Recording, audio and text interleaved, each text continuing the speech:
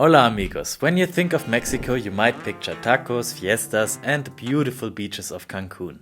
But did you know Mexico is also catching up on cryptocurrency?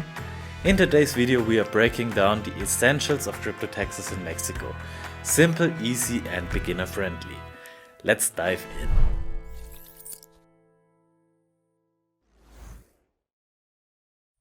Mexico doesn't have specific tax laws for crypto just yet, but don't let that fool you. Your crypto gains are taxed in the same way as other income or capital gains.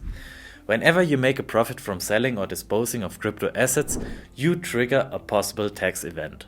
The most common taxable events include selling cryptocurrencies for fiat money like pesos, swapping one cryptocurrency for another one, for example Bitcoin to Ethereum, using crypto to buy goods or services, receiving rewards from mining or DeFi activities. If you sell or trade your crypto within a year of buying it, those profits are treated as regular income.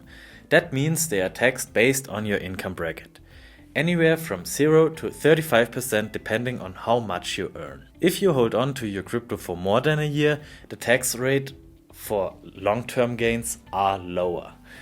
And you might qualify for a 0% tax rate.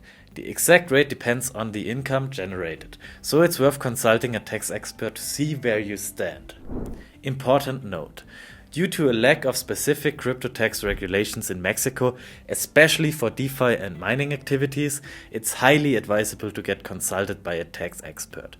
Accurate reporting is crucial to avoid potential issues with the tax authorities and to ensure you are fully compliant. And that's a wrap.